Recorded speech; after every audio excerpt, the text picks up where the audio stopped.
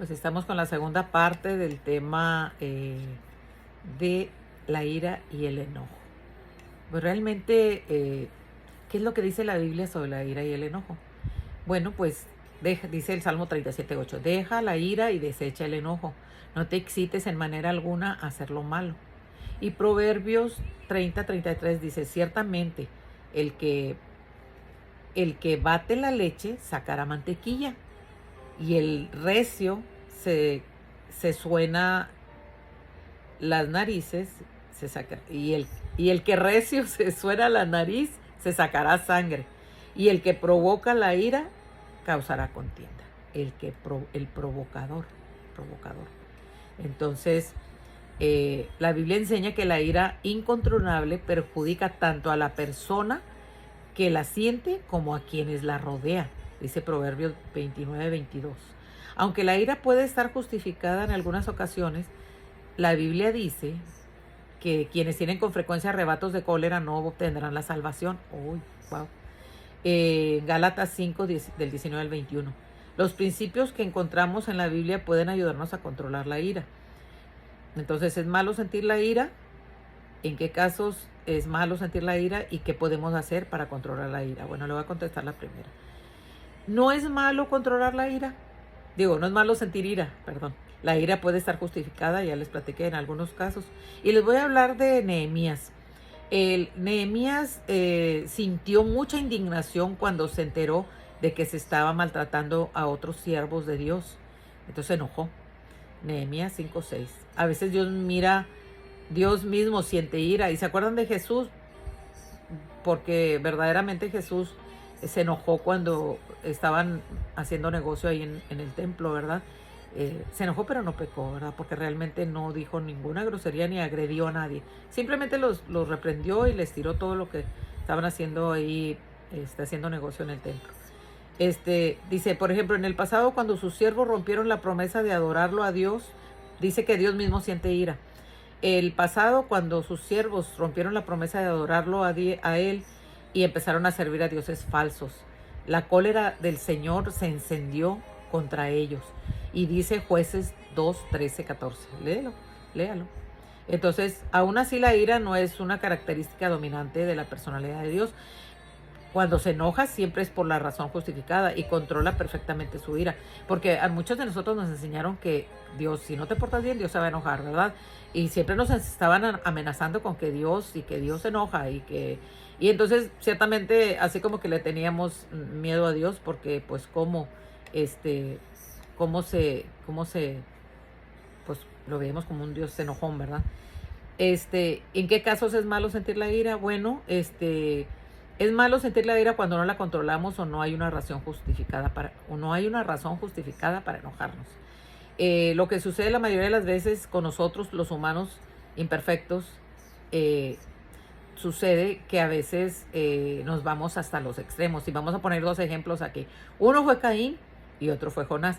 Caín, usted sabe que tenía un hermano que verdaderamente se enfureció cuando Dios rechazó el sacrificio o la ofrenda que él le había llevado a Dios y permitió que la ira se adueñara de él hasta el punto que asesinó a su hermano. Fue Caín. En Génesis 4:3-8. Entonces, realmente, ¿hasta dónde llegó? Hasta matar. ¿A quién? A su propio hermano. Entonces, y se enojó con Dios. Jonás se puso muy furioso cuando Dios perdonó a los habitantes de Nínive. Acuérdense que Jonás iba en un barco. Dios le había mandado que fuera a hablarle a la gente de Nínive de que se iba a acabar esa tierra, iba a acabar con esa ciudad. Y entonces, perdón, Jonás no quería ir a dar el mensaje y entonces vino una tormenta y todos se dieron cuenta que era por alguien que no estaba haciendo lo bueno. Entonces, y pues lo echaron al mar y fue que se lo tragó. Ahí estuvo esa ballena, ¿verdad? Ese pez grande, y ahí fue que la ballena lo vomitó en la orilla de la playa. Él ya había pasado por su proceso de decir, no, si voy a ir, te prometo, Señor, que no lo vuelvo a hacer, ¿verdad? Como a veces cuando estamos en alguna situación difícil, que a veces le decimos a Dios, no, te prometo que ahora sí voy a cumplir, cuando estamos con alguna situación bien difícil, ¿verdad? Bueno, pues a veces somos Jonás, ¿verdad? A veces somos Jonás Y bueno, verdaderamente aquí Dios corrigió a Jonás, porque verdaderamente él fue a dar el mensaje y sabe qué fue lo que hizo el pueblo de Nínive. Se puso en ayuno y oración para que Dios no los exterminara y dicen que hasta los animales estaban en ayuno. Entonces Dios se agradó tanto de la gente que verdaderamente se arrepintió y escuchó su clamor y no destruyó Nínive. Entonces Dios, Jonás se enoja con Dios, dice, ¿para qué pasé yo todo esto? Ya parece que le está contestando, ¿verdad? Si tú al final de cuentas, los perdonaste. Dios corrigió a Jonás diciéndole que no tenía razón para haberse enardecido en cólera y que debería haber sentido compasión por aquellos pecadores arrepentidos. En Jonás 3:10, 10 del 4:1 y 4:11. Parece que Jonás aceptó la corrección y aprendió a controlar su ira, pues más tarde Dios lo usó para escribir el libro de la Biblia que lleva su nombre. Sí, al final de cuentas no nos queda otra cosa. A Dios no le podemos ganar.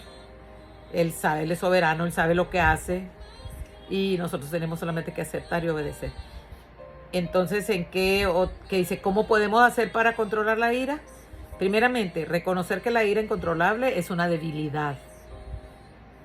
Entonces, número 2, calmar la ira antes de que nos lleve a hacer algo de lo que nos podamos arrepentir. Y hay mucha gente que está pagando condenas en la cárcel porque se sobrepasaron. Y bueno, pues en el Salmo 37:8 dice, depón la cólera y deja la furia. No te muestres acalorado solo para hacer mal. Según estas palabras, cuando nos sintamos enojados antes de acabar haciendo algo malo, tenemos la opción de calmarnos, como dice Efesios 4:26. Estén airados, no obstante, no pequen. Entonces hay que relajarse, hay que bajarle, ¿verdad? Y número 3, irnos antes de que la ira estalle, si es posible. Si sientes que no te vas a controlar, mejor vete, mijo. La Biblia dice, el principio de la contienda es como alguien que da curso libre a las aguas. Por eso, antes que haya estallado la riña, retírate. Eso dice Proverbios 17:14. Aunque está bien resolver las diferencias con los demás lo antes posible, es probable que tanto nosotros como la otra persona necesitemos calmarnos antes de hablar del asunto. Sí, porque si no va a terminar mal. Número 4, averiguar todos los hechos. Siempre la perspicacia del hombre ciertamente retarda su cólera, dice Proverbios 19:11. Sería prudente averiguar los hechos antes de llegar a una conclusión, porque a veces puede ser hasta una mentira por lo que estés enojado. Escuchar con atención todos los detalles de un asunto evitará que nos enojemos sin razón. Santiago 1:19. Entonces también hay que pedirle a Dios, número 5, pedir a Dios paz mental. Entonces la oración puede ayudarte, la paz de Dios que supera todo pensamiento nos puede ayudar. En Filipenses 4:7 dice, la oración es uno de los medios principales por los que recibimos el Espíritu Santo, que produce en nosotros cualidades como la paz, la paciencia y el autodominio. Entonces, número 6, escoger con cuidado nuestras compañías.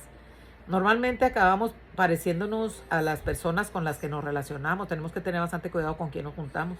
Dice Proverbios 13:20.